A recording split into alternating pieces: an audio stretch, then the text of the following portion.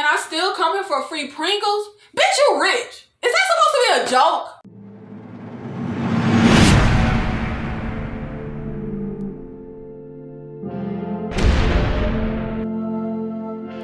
What's up? It's Nikki. Welcome to my channel, or welcome back to my channel. In this video, I will be reviewing episode 10 of And Just Like That, the HBO Max Sex and the City spinoff series. Y'all, I can't lie. I am so glad this issue's over. I cannot wait to watch good television again, child. I'm wondering if I should go back and watch the original series to just get this mess out of my head. So we start this episode at the greatest place on earth, the dreaded podcast, child. So they are going over the worst ways that someone broke up with them. Now, Che said a woman broke up with them over FaceTime, but I'm confused because they told Miranda she is not their girlfriend and they're not dating. I thought that was the no rules rule. So how can someone break up with you if y'all aren't dating? Now, y'all, why did Carrie say my husband died? Death, the ultimate breakup. Carrie, hun, I'm sorry, but death is not actually technically breaking up with someone. I mean, if you want out of a relationship, you don't just go die. If someone's husband dies, their husband did not break up with them, child. Why does Carrie keep using Big's death to win? What is with this contest she has of, no, I've had the worst experience of everyone, poor me? There is no one on God's green earth who is familiar with Sex and the City who would not think of Burger and the Post-it note in a conversation about the worst breakup. What the fuck are we doing? Why the hell? Yeah. Why didn't Carrie say someone broke up with me on a Post-it note? I am officially 100% convinced that the writers are not familiar with the original series at all, in the slightest, because that was such a huge deal. Child, Carrie ran all over New York City with that damn Post-it note. I don't think the dang adhesive was even sticky no more. How did no one catch this? How did Sarah Jessica Parker not catch this? How did nobody catch this? So Carrie says, let's take calls. Podcast air live? Podcast take live calls?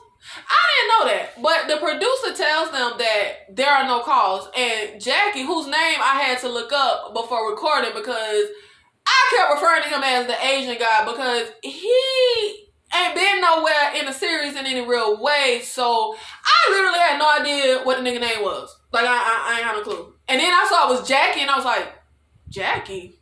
When did they say it? I'm sure it was said somewhere, but y'all, I don't even remember. I literally was like, Jackie. But Jackie says that's because everyone just killed themselves. Huh? I don't get it. They killed themselves because they want to break up with someone? Or they killed themselves because your podcast is so terrible? Why the fuck is we talking about suicide? Like, y'all, I was confused. Did y'all get this? I ain't get it. So Carrie talks to Big's ashes in the closet, I think. Now, Carrie has her date with the teacher, but again, they don't actually show us said date. They end up kissing, and Carrie didn't cry in the nigga mouth like she did with the baseball player, so I'm thinking it was a good date. But y'all, this was really weird. So, the teacher tells her that he Googled her and he saw that she is a New York Times best-selling author. Carrie's odd, off-putting response is, no, I'm unemployed and I'm suing my employer. What? Nigga, what? Huh? Since when does Carrie not want to be Carrie? And why do we have a rich woman talking about I'm unemployed? Child, these writers are so freaking dense. I can't.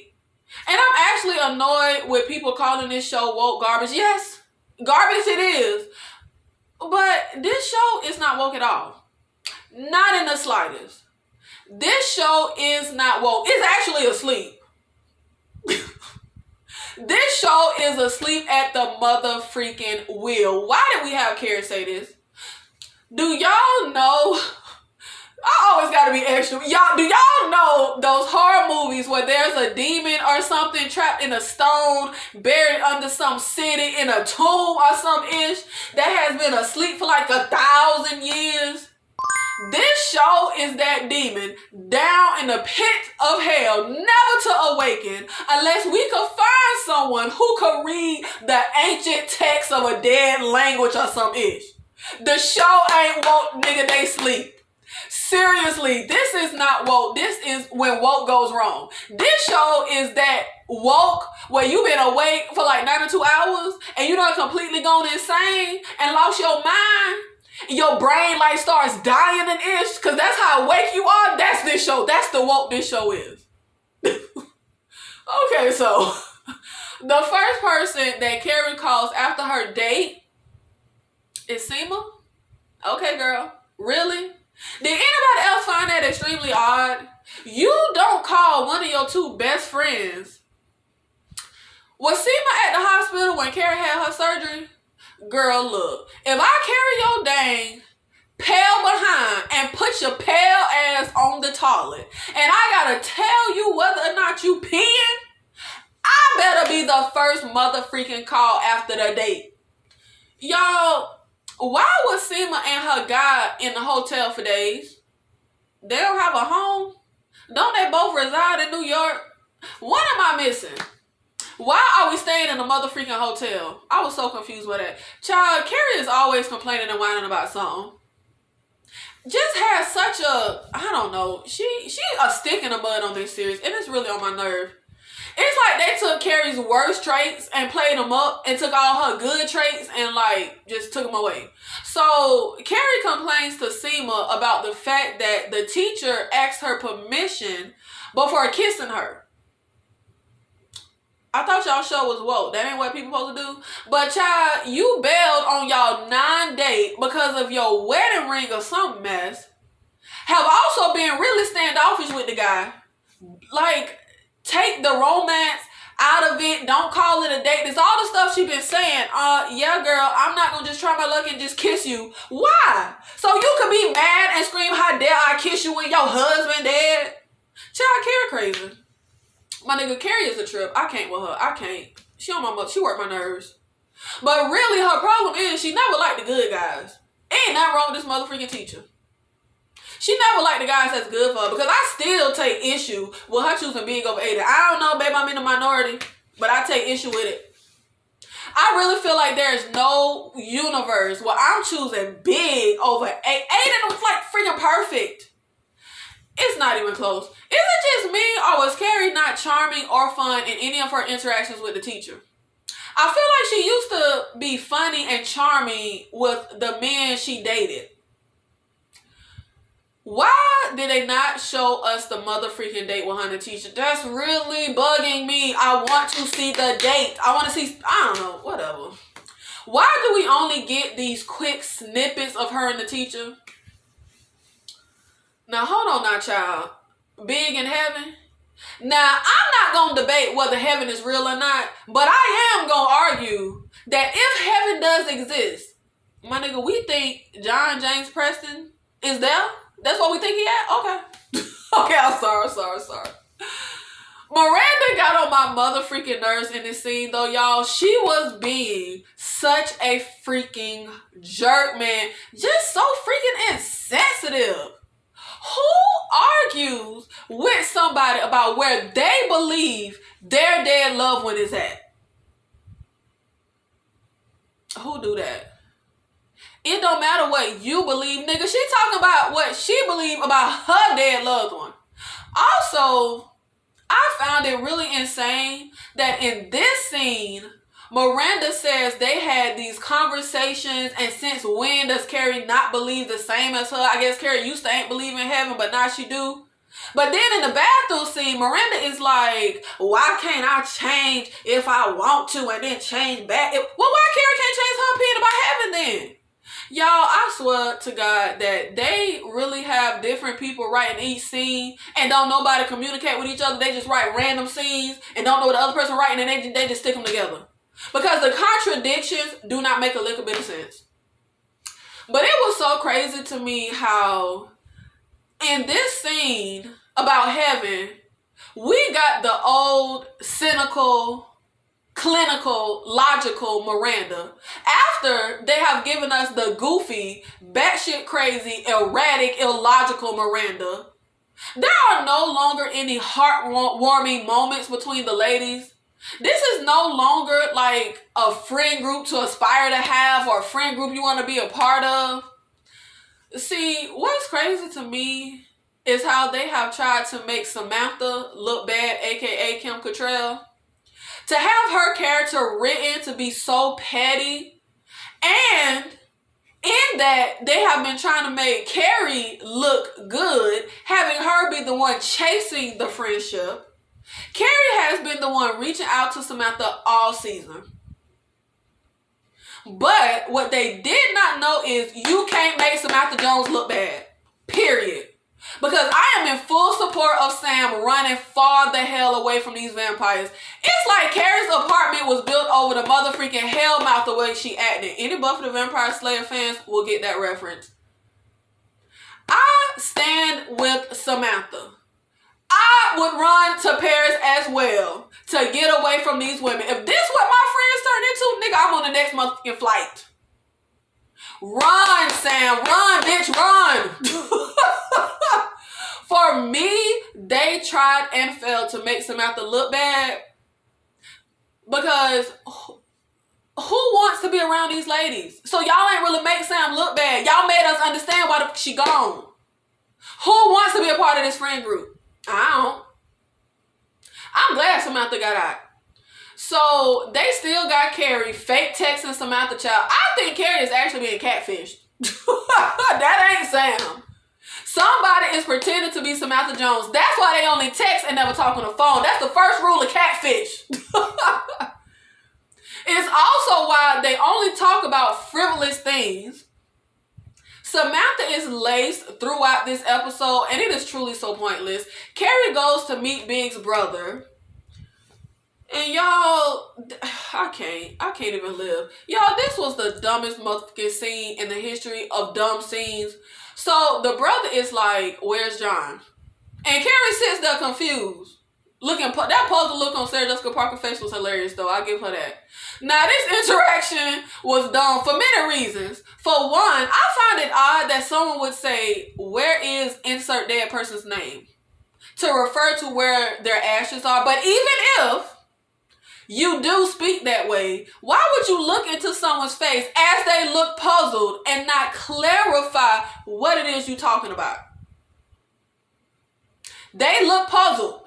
They obviously do not understand the motherfucking question. And you just gonna sit there looking at them, wait for them to answer a question that they obviously look puzzled about. However, it is also dumb because Carrie should understand that he is referencing Big's ashes. So somebody said that to me about somebody that's dead and I got the dead person's ashes, I'm gonna just deduce they asking what ashes. Why the hell would he be literal asking her where is John? Common sense would tell me, oh, he must mean where are John's ashes. This was just dumb on both sides in my opinion. This was just so freaking stupid, y'all. And yet another display of Carrie feeling like everything is all about her. They don't tell me my brother dead. You telling me my dead brother dead? I know the nigga dead. Now y'all, they say it's coming up on a year since Big died. And child, I am not even going to get into the time period-ish. They are obviously in some weird vortex, multi-dimensional, like they got the freaking quantum leap machine or some ish. I don't know what these niggas is doing, but they are not moving through time like normal folk do. This is Sex in the City meets sci-fi. Because it is science fiction how these niggas is moving through time. They in a time warp, time vacuum. I don't know what they in. I want somebody to make me a timeline of the events in it just like that. The ish don't make sense. They timeline don't add up. The math not mathing. The time not timing. Time is on some whole other ish on this series, my nigga. It's been a year? Okay. So anyway, Big... I'm sorry, I'm cracking myself up. Big's brother wants a decision to be made about Big's final resting place. Look, bro, I don't care how expensive your shoes are. Don't tell nobody you got their dead brother ashes with your shoes. God dang, Carrie. I feel like if someone has a family crypt, I ain't never said family crypt. Okay, if somebody got a family crypt.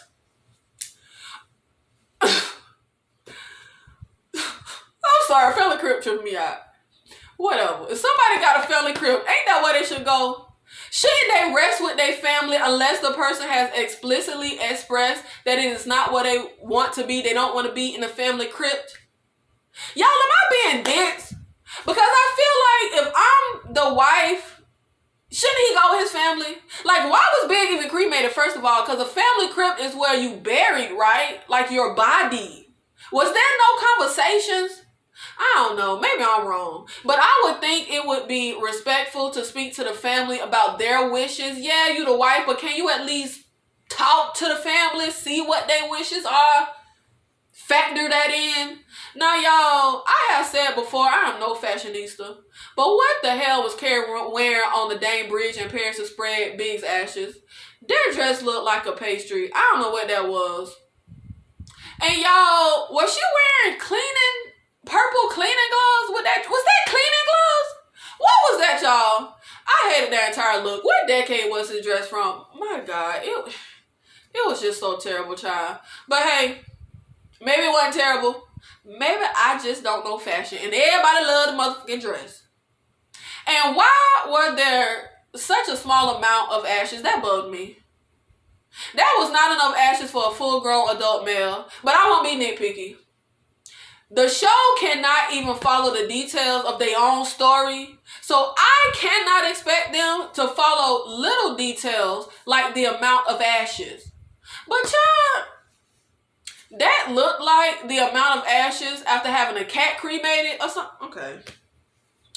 I don't know, child. Y'all, why not invite the brother to Paris? Or why not share the ashes with the brother? Why did Carrie have to keep all of Big's ashes? Wouldn't it have been much more considerate and just, I don't know, common decency to give the brother half the ashes a year ago when Big died? Allegedly, it was a year ago. But y'all, am I forgetting something or missing something? I'm extremely confused as to why Carrie would take Big's ashes to to Paris. Remember on Sex and the City when he was moving to Naples or some mess and Carrie was devastated and told him he can't leave New York? He the Chrysler building or some ish. It was always portrayed like Big is New York. Their entire love affair was in New York. Y'all, how is Paris more sentimental to Big and Carrie than New York is? I mean, they only history is when in Paris is when her narcissistic ex-boyfriend, Big, came and saved her from her narcissistic current boyfriend, Petrovsky. And then Big invite her to Paris and Carrie declined because he wouldn't tell her she was the one or some ish. And then Big meet and fall in love with Natasha in Paris. Y'all, these are the only Paris moments I can recall. What am I missing? Why did we scatter Big's ashes in Paris? And nothing about Carrie on the bridge scattering Big's ashes was emotional or heartwarming or whatever the hell they thought it was supposed to be. It was actually just kind of ridiculous and dry. That dress just made it look ridiculous. I couldn't take that scene seriously. Look, I always liked Carrie. I did. But she was always very self-absorbed. But this situation with Big's brother and his ashes, y'all, that bothered me so freaking much. She was just so disrespectful to the family, in my opinion. I don't know. Y'all, I literally almost dropped dead when they said Rambo. Jesus, goddamn. Y'all, I can't. I swear to God, my ears started bleeding. Sylvester Stallone needs to sue these niggas. So, Che, yo, is the name Che? Because that's how Miranda pronounces it. But I thought it was Che. Well, don't it sound... I don't know, y'all. Okay, so, Che Diaz... I don't know. Miranda keep consistently saying Che. Okay, that confuses me. But anyway, Che invites Miranda to meet their family. Now, when Miranda arrives, she's a little confused because she expected a dinner at a restaurant, I suppose. But instead, they were at a nightclub because... And I'm not even going to get into Miranda, who supposedly had a drinking problem, being in a nightclub, watching people drink alcohol, watching Che Diaz take shots. Also, what was Miranda drinking when she was standing at the bar talking to Che? I saw a bottle. I saw her pouring something in a glass. I was not clear on what was in said bottle. That better have been sparkling water, but I don't know. I thought it was alcohol. And I didn't care enough to rewind it and see, because y'all, I didn't care. But I'm not even going to go down this road about her alcoholism and her quitting cold turkey and being around alcohol or whatever, because the series already told us that the vibrator cured Miranda of her drinking. Y'all remember that episode? So that answers that question. So I'm not even going to go down that road. Yo, did anybody notice how Shay's abuela looked more fashionable than Miranda? So Shay tells Miranda to sit down so they can start. And y'all, all I could think was, please, God, Jesus up in heaven on your throne, please don't let this be another comedy concert. Y'all, Che Diaz has been featured prominently throughout this entire series. And nigga, I ain't laughed yet. I ain't laughed yet. Che Diaz and her comedy concerts and being this famous comedian actually reminds me of 2 separate episodes of Seinfeld. Yes, y'all, I have to. I'm sorry. It's a disease. She reminds me of... It's hard being a stand-up comedian. Sometimes they don't laugh. And she reminds me of... You might tell jokes, Mrs. Jerry Seinfeld, but you are no comedian. Che Diaz might tell jokes, but you are no comedian. There is no parallel motherfucking universe where Che Diaz is a famous comedian. I don't care.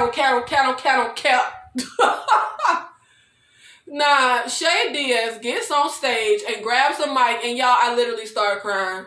I was like, God damn. The first line out of Shay's mouth is, don't worry, I'm not going to subject you to my stand-up. This is going to be much worse. Y'all, they hate us. They hate us. It's official. They know the stand-up is bad. And this ish was worse. Nigga, Che Diaz started singing. I was like, oh, hell nah. Hell nah, hell nah, no. I turned the TV off. I'm not even lying. I turned the TV off. I said, hell no, I'm not doing this. I was like, F this ish. I'm not sitting through this.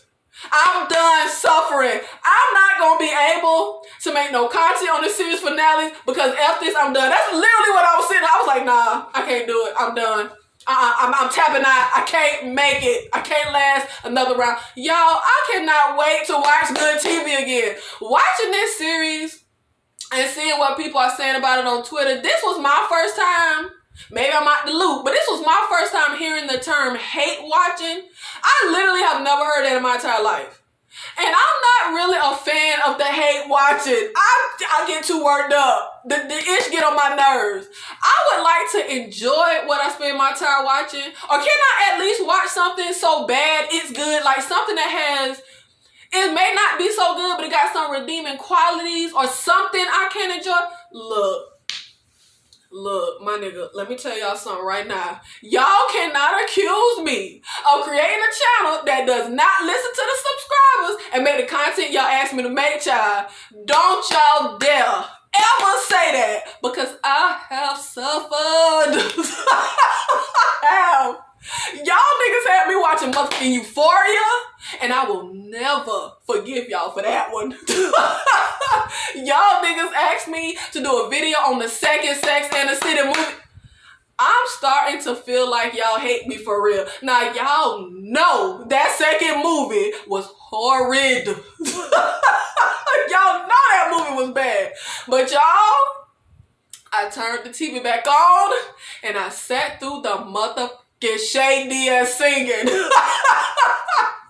I need like a freaking medal from the president.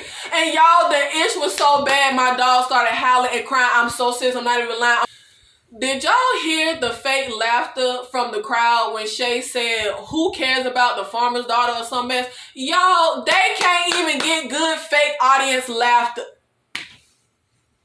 My G. Niggas can't even pretend laugh to this, to Che. Like, so Che announces to the crowd and to Miranda's shocked surprise that they will be moving to California. Child, why was Miranda bopping her head so awkwardly while Che was singing? That was irking me. I found it interesting that Che called herself the new Roseanne because somebody mentioned in my comments a while back how they, like the show is trying to make Che Diaz Roseanne, and I didn't get it, but apparently somebody got it because the character said it themselves. So Che ends up inviting Miranda to come to California with them while they film their pilot for their TV show because they're such a famous comedian. So Miranda ends up deciding to follow Che to California, back out of an internship that was important to her, a very competitive, hard to get internship. But why is Miranda going to be an intern? She was a partner at a law firm and she graduated from Harvard. I could have sworn Miranda graduated from Harvard. Why is she interning? How come Sex and the City started with 4 professional women and now none of them work, child? Y'all, how Miranda living? She does not work, so how is she paying for school? Did Steve keep the house? So is Miranda paying for school and paying rent somewhere? Is Miranda gonna be living with Che Diaz in California? Because Che said they didn't want anything traditional. So if y'all are in a monogamous relationship and living together in California, child, that's not pretty traditional to me. Am I tripping? Child, if y'all in California living together, then Che, that's your girlfriend, child. That's your girlfriend. Y'all, Miranda has given up her marriage. She gave up her impossible to get internship that was important to her. She given up her life and priorities in New York, literally stopping everything to leave New York and follow Che. She done gave up her entire brain and principles to be with Che Diaz. What has Che given up exactly? Che springing this on Miranda is actually really insensitive and selfish in my personal opinion. I will never be with nobody that's gonna do no ish like that. Miranda is in school, has a son. Miranda has her internship. She has her own life and priorities. I would think this should have been a discussion. But what the heck do I know? Y'all, are these women even still friends? Because Miranda goes to tell Carrie why she has to check her schedule regarding going to Paris because she'll be in California. And Carrie is like, what? Why will you be in LA? That's odd. Why does Miranda's friends not know she decided to move to LA with Che for 3 months? What kind of friendship is this, child? Like, yeah, you grown and you do not have to like tell your friends every freaking move you make. But why are you starting sentences that relate to information that your friend is not privy to? Was it just me or was it really strange that Miranda was speaking to Carrie, dropping California when Carrie had no idea what she was even talking about? Like, that was weird. And wouldn't you want to share news this big with your best girlfriends? It is really strange to me that they did not have Carrie bring up the Paris situation. If this is my friend, that's the first thing I would be throwing out.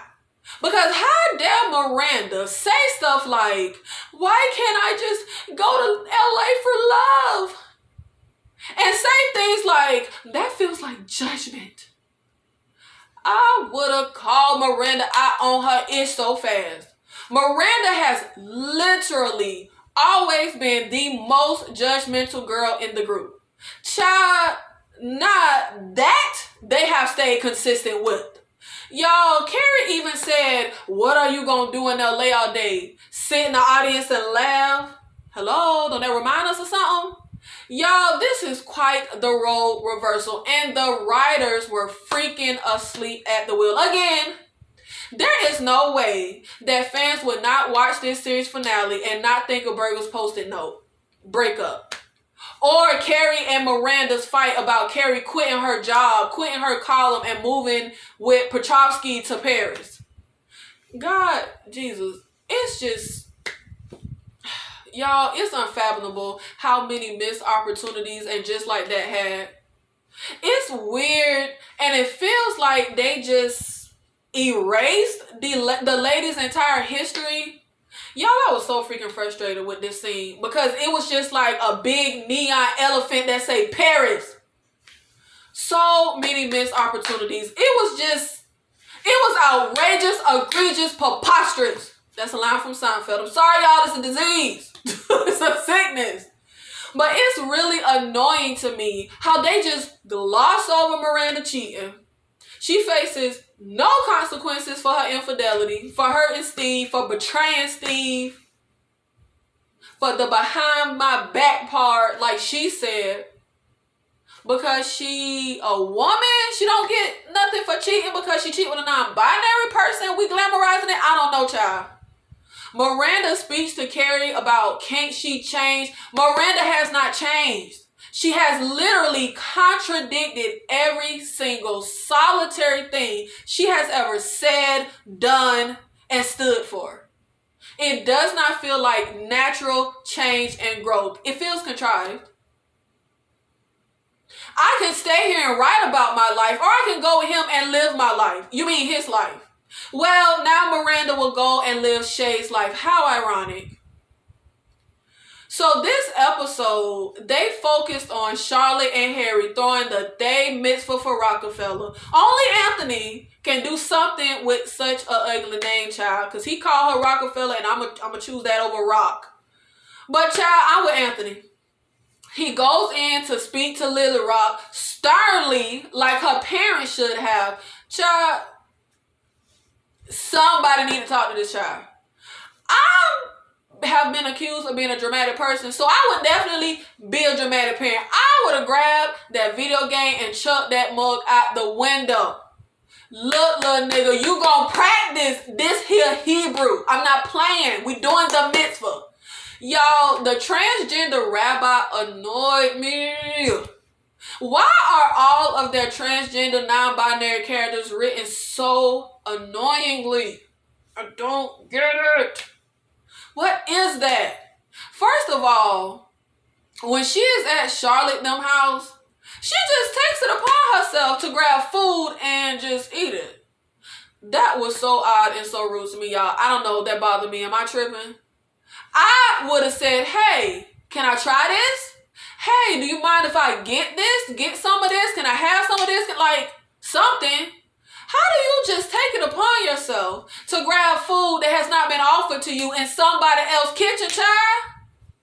How do you know what this is for or who it's for? I don't know, y'all. I thought that was so obnoxious and rude. I don't know. I don't care if I'm at my mama's house or my closest friend. I'm going to ask before I just grab people ish and eat it. Like, I'm not, that bothered me. I'm not taking it upon myself to just grab food in somebody else's kitchen. Then she eavesdrops on Carrie and Miranda's argument just to give them generic advice. I would have been like, you don't even know what you're talking about. Let's get back to this here argument. Which I don't even care about the eavesdropping. Because baby was in the restroom stall. She couldn't help but hear. But child, she should have just washed her hands and moved on about her business naive. I don't know, that irked me. This episode was arguably one of the worst.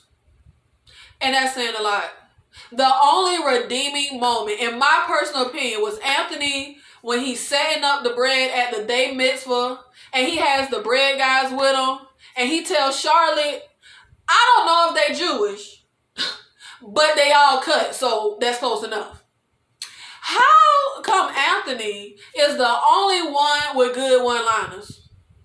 Then the actor ad-libbed that because I thought that was actually quite amusing. So I do not believe it came from the writers. I don't.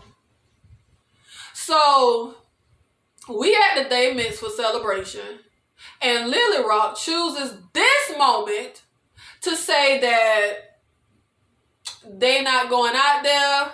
They don't want nothing to do with the mitzvah. They don't believe in being Jewish no more or something like that, child. When I tell you I cannot with Charlotte kids, I really just can't. Like, I can't. When Harry and Charlotte are like, don't believe in what exactly, you need to be clear. I felt the frustration. I felt the same way. Like, what you don't believe in, my nigga? Huh? Nah, I thought a mitzvah, bar, bat, day, or otherwise, it's like a sacred ceremony and celebration, a huge milestone for Jewish families. Why was Harry trying to bribe Lily Rock to participate? I don't know. That felt odd. And first of all, you the parent. Well, I don't know, y'all. This is like a sacred ceremony, rite of passage type of thing, right? So I didn't understand the bribery. That was weird. But child, look here. I would have dragged her little ass out of there. So Rockefeller say that she don't want to be they don't want to be labeled as anything at all. Girl, boy, Jew, non-binary, New Yorker. Huh? Now this is when I got a wee bit confused. And tell me if this is my ignorance, but child, what was she talking about exactly? What was Lily Rock talking about? So do you not want to be labeled human? Can your leg not be labeled a leg? I mean, if you not gender conforming, that means you're not Australian or you're not a Floridian. Like, y'all, this was so confusing. I feel like this sounded like foolishness. You're not a New Yorker. The f you talking about? And she said she 13. Okay, so you could be labeled as 13, but you can't be labeled as a New Yorker. Bitch, you better get your Jewish ass out there and do this mitzvah. Like, that's how I would be talking to her. I'm not understanding the logic, y'all. Y'all, am I being ignorant? Because this sounded so ridiculous. This child is too much and so obnoxious. I really feel like between Shay Diaz and Rockefeller, this show has the worst non-binary, non-gender conforming characters in the history of the entire world. Bar none. Why are both characters so mother-freaking annoying and obnoxious? For me, Lily Rock wasn't making any sense and just was coming off as a bratty teenager giving her parents a hard time, especially when Charlotte and Harry have done their best to be supportive to things that they don't even really understand. Y'all, I gotta do it. I gotta do it. This reminds me of the episode of Seinfeld when the kid was like, from this moment on, I am no longer Jewish. I quit. That was Lily Rock. So at the mitzvah, the kid gets gifts at the ceremony. So for me, this was so rude. Time has been spent. Money has been spent. Effort has been spent. Your parents bought you that ugly behind suit. I'm sorry, y'all. The suit they had on Lily Rock was ugly. And I love suits. I personally would have yoked her little tail up and been like, look, my little nigga. You ain't got to call yourself, I don't have to call you a girl. You don't have to call yourself a girl. I don't care about that. And when you turn 18 and move out my house, if you don't want to be a practicing Jew, that's your business.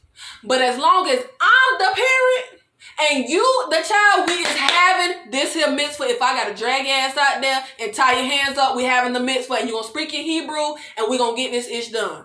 Y'all, I would not be playing with little Lily Rock. I would not.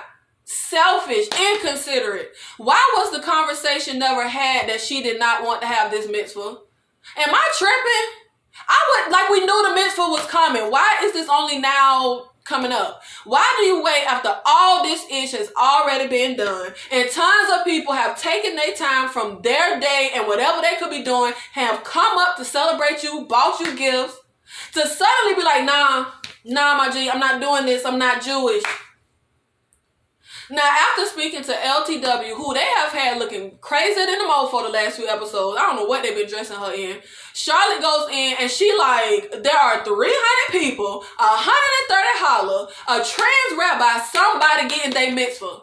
And y'all, I was hyped. I was like, yes, Charlotte, finally you standing up to this little dodo bird child dictator, because somebody need to straighten her little tail out. Pulling a stunt like this after, I don't know, y'all, it's killing me that money been spent. I don't know. Money done been paid. People have gathered. This feels bratty, entitled, selfish. It does not feel like a non-conforming fight. It don't. I'm so confused why this conversation was not had until the last motherfucking minute. Oh, that's irking my nerves. Child, you knew the mitzvah was coming. You knew it was happening. Rabbis have been coming in your room. But then, y'all, I had to take it back. I wasn't proud of Charlotte. I thought she was making Little Rock go out there and have the mitzvah, but instead, the little child dictator won, and Charlotte go up there to get back mitzvah. And when the rabbi says for the family to come on stage when Charlotte get her mitzvah, and Little Rock get her tail up there, child, I would have knocked her little ass off the stage. Don't you ain't Jewish. Don't get the fuck up here. I don't know, y'all. This is pissed me off. Like, this pissed me off. Lily Rock doing this was just so freaking inconsiderate. Why is the child running ish? Why is the 13-year-old running ish? All I know is Charlotte is raising some terrible human beings. I'm sorry. When Lily Rock and Rose grow up, child, I don't want to be their neighbor. I don't want to be their co-worker. I wouldn't want to be in line with them at a grocery store. They will be such horrible people. I'm sorry. Y'all, every storyline was literally so freaking stupid. I don't even know what Carrie and Charlotte's storyline was, because Carrie just did a bunch of random stuff and kept talking about her mother freaking dead husband. And Charlotte just let her bratty kids run everything. And is it even worth mentioning Seema and Naya and LTW? They had no story. Naya and her husband kept having the same conversation over and over again. So Naya and her husband now are in some space where they're not in the same place emotionally, and they decide to see how not being in the same place physically gonna feel, or some ish. Whatever. Y'all, does anybody even care? And was it just me, or did the actress playing Naya look super bored in the scene with her and Miranda? Like, that was kind of trippy. She looked bored. Carrie tells Jackie that she likes him. Watch out. And why did Carrie tell Seema, don't forget about me? What was that about? Were they meeting somewhere? Y'all, what did I miss? That was odd. Don't forget about you pertaining to what exactly?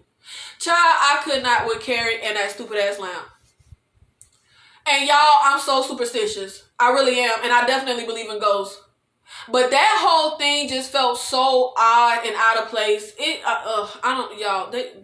Oh, Jesus. Now, as the series finale, instead of wrapping storylines up, they leave a ton lingering. And they start storylines in the series finale left to just hang in the air. When Carrie is in Paris, she texts with Samantha, who agrees to meet for drinks. Okay, so did they actually meet up? Did they have drinks? How did it go? Are they friends again? Did Samantha bring up the fact that Carrie is writing books again, even though Carrie fired her because she wasn't writing books again? Why are they not just ending the Samantha character? Why did they leave this open? And these niggas are dumb, but they ain't that dumb, child, to come through and try and recast the Samantha character. So what are we doing? Because I know y'all ain't that dumb, but y'all are dumb. God forgive me. Then Carrie makes out with her podcast producer. And I literally, when this scene happened, I swear to God, my reaction was literally like, what? Like, what? Wait? What? That felt so out of place. That felt so out of the blue. They had him leering at her earlier in the episode. These people are so terrible at their job that the only way they could give the audience a clue is to have the man leer at her. Okay. But y'all, where is the damn teacher? Why did they start this with the producer at the end of the motherfucking season? The end of the series finale. Whatever, child. And the scenes that were supposed to be Big haunting Carrie, first of all, whoever edited this series needs to be kicked the hell out of Hollywood. I'm sorry. This show is so terribly edited in general, but the scenes where Big comes to Carrie are so freaking terrible. Even the previous scene from another episode when I didn't know what happened and y'all was commenting saying, oh, it was Big. Nothing in that scene said Big. They cut Chris knocked out, but it looks so lazily done. It looks like they just did a lazy half-ass job. Here's an idea. Why not just get a Big look-alike child? That would have sufficed. Having Brady just so happen to be going to Europe or wherever the hell at the exact same time that Miranda is following Che to California, that was so convenient. And such lazy storytelling. Oh, really? He just so happened? Okay, child. Yeah, we believe that. The dynamic between Miranda and Brady is so motherfreaking odd. And they're so lazy that instead of having Miranda and Brady have a conversation about the divorce, have a conversation about Miranda leaving New York, have a conversation about Miranda not being in a relationship with a man for the first time, instead, Brady goes to Europe and they have a conversation about hair. For real, y'all? Child, is it even worth talking about Carrie having her own podcast? Giving a devastated girl advice like, my husband died, I hope that helps your situation. Nigga, the caller hung up the phone still clueless. You ain't help. Carrie ain't help-ish. Every call she gonna get, she will be like, well, my husband died. Oh my God, Carrie, I got this position I really want to apply for, but I don't feel like I can get it. Well, my husband died. This show has literally the worst dialogue I have ever heard in my entire life. And me and my mama used to rent those no-name horror movies from Blockbuster, child. And if you know, you know. But I have no clue why most things are even being said on this show. Is this normal for an old lamp? The wires were old and I fixed it. The wires were old and you fixed it? Nigga, why are we here? Nigga, what are we saying? What are we talking about? What are we doing? The dialogue is so unnatural. Saying stuff like, can I still come here for free Pringles? Bitch, you rich. Is that supposed to be a joke? It's not even so bad it's good. It is just bad. And it's not even so good it makes you laugh. It is just bad. Y'all, did Carrie release her book? Did they get it done by Christmas? Has Christmas even come yet? What happened to Stanford and Carrie's friendship? Did Brady never smoke weed again, or is Miranda now okay with Che sharing weed with her son? What the hell was the beeping in Carrie's apartment? Y'all, for real, out of everything, they just didn't continue. And everything that just went nowhere. This bugs me out the most. I'm sorry, I don't know if I'm crazy, but this is killing me. I want to know what the hell could be beeping in the apartment. That really bugs me. And that would have been really simple to wrap up in the episode. Oh, it kills me. I have so many issues with the guys in this series. The male characters, or really lack thereof, should I say. Brady and Steve felt more like obstacles.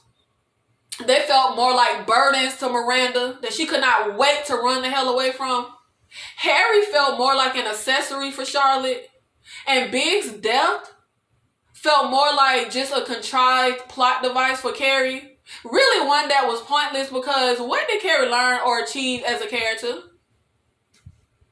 Big's death felt more like a chance for Carrie to have a pity party and be whiny every chance she got. We never actually got to see Carrie grieving. And because the writers could not be bothered to show us Carrie in actual grief, or they just ain't talented enough, they could only have her say, my husband is dead, like every 5 seconds to remind the audience that she was in mourning. But for me, Carrie has never really changed or had any real growth. Like, period. Miranda and Samantha were the characters who had moments of self-reflection and self-growth and maturity while still sticking to their core values of their characters. Charlotte even had some growth. Harry is not that picture-perfect dream that she envisioned and chased. But from season 1 Sex and the City, through cheating on Aiden, to slut-shaming Samantha, to all the ish Big took her through, what did Carrie ever learn? How did her character ever change in any way or have any real growth? What realizations and self-reflection did Carrie ever really have? All the questions she asked throughout her column. To me, she, like, none. No growth. No, she didn't learn nothing. And that's why it was so frustrating to me for them to have Carrie single again, back in that same apartment again, obsessing over Big again, being neurotic and insecure over Big again, needing validation regarding Big's and Natasha's relationship again. Sex and the City focused on single women.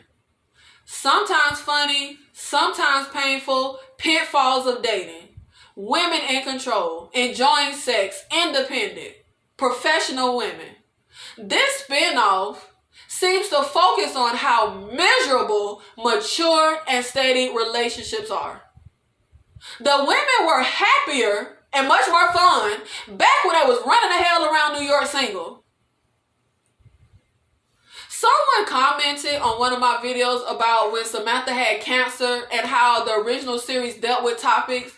I loved when Samantha went to give that speech and she ends up just keeping it real and pulling her wig off, child. And then the other ladies in the audience with cancer follow suit and pull their wig off. For me, that was a part of the brilliance of how Sex and the City was written. How these topics were handled. It was witty, clever, fun, over the top. Never took itself too seriously, even when talking about deeper issues. And just like that, drags the mood down tremendously and handles their topics and themes terribly. But the themes are not even, they're not handled in a way that's poignant or heartfelt or thought-provoking in any way. They're boring and vain, actually.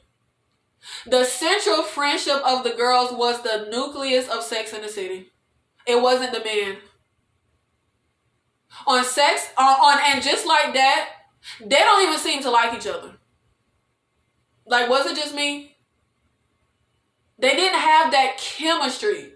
Just because Miranda can't go to Paris, Carrie rescinds Charlotte's invitation. Why couldn't you go with Charlotte? Like, why did the whole thing have to be canceled just because Miranda couldn't go?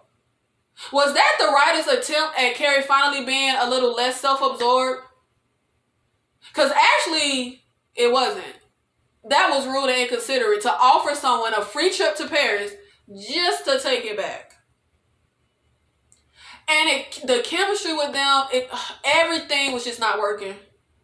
It's just not where it used to be. I feel like I've been focused on how terribly they have handled Miranda's character, but really, they have handled Carrie's character horribly as well. Horribly. Yeah, she was always self-absorbed. Yeah, she was whiny. But at least she was fun. At least she always had a good joke or two. At least she would come off charming. At least she didn't take herself too seriously. But on this series, she's a bitch. She's a wench. She's terrible. Carrie is motherfucking terrible, y'all. She does not even give a ish that her best friend Stanford, runs off to Asia. Why is that not ever mentioned? Also, the side characters on Sex and the City were fun. I always enjoyed their temporary fly-by-night guys. I always enjoyed their random friends that would pop up. Like old girl who used to take her top off at the parties and flash everybody, and then she tried to take her top off at a party while she like 8 months pregnant. And Charlotte married friends who husband like say good morning to her in the Hamptons while he just standing there straight up naked in the hallway. That aspect is missing here. I don't give a ish about the side characters.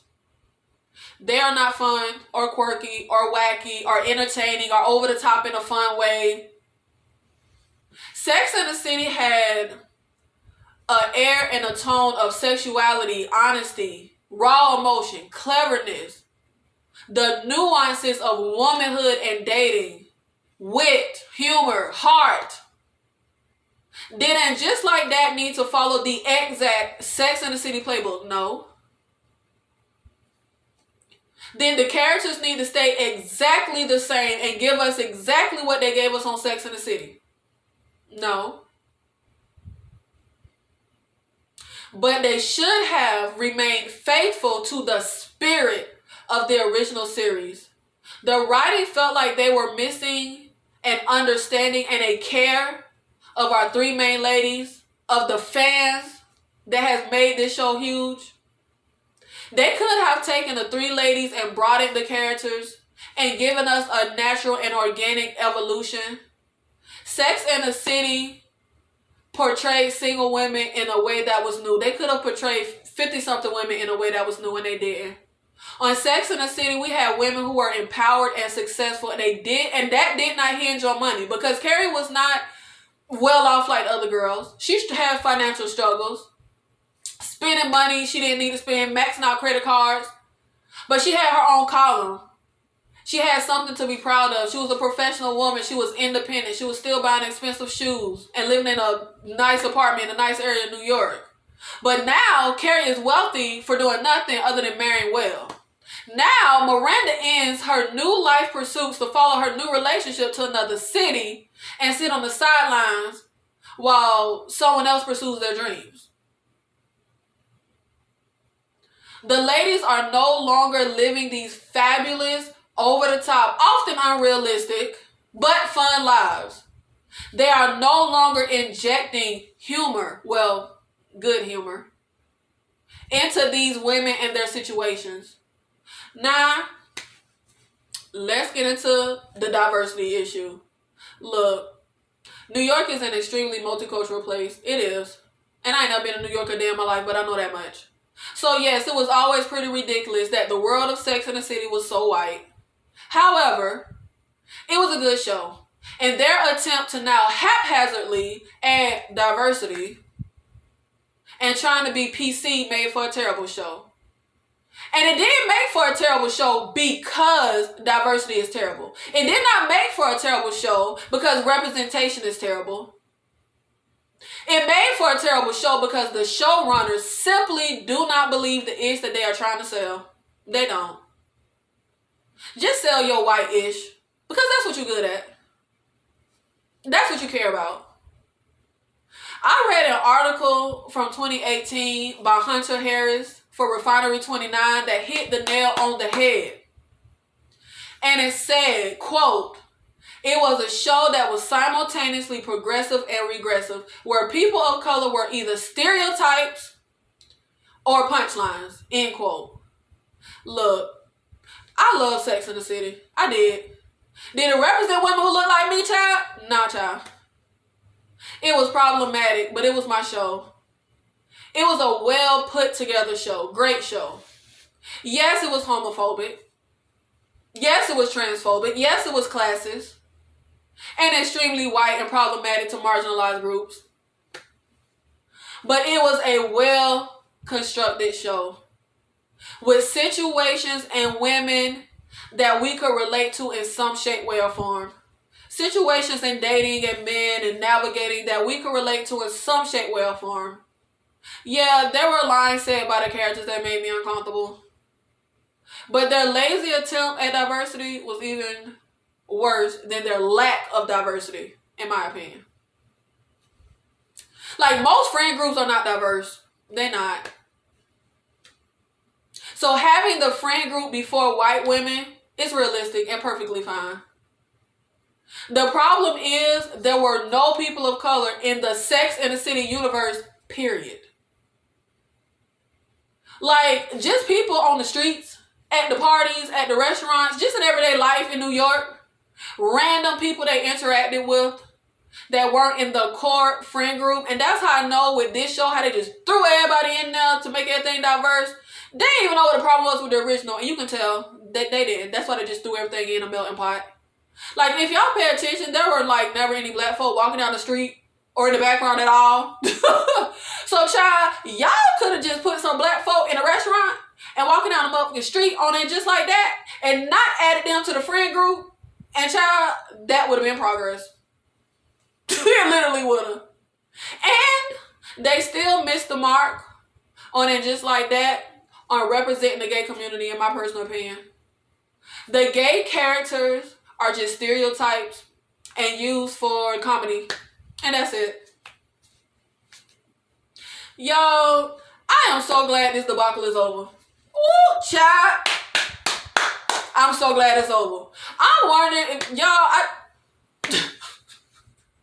I'm telling you, I'm celebrating. If I had confetti to throw, I'd be throwing motherfucking confetti. Thank you guys so much for watching my videos, for supporting my channel. Make sure if you haven't, you go back and watch my commentary on it just like that. Episodes 1 through 9. Make sure you catch up if you haven't already. I have so much content coming for you guys. Make sure you stay tuned. Make sure you subscribe. Hit the bell notification so you will be alerted when I post. Thank you. I'll see you in the next video.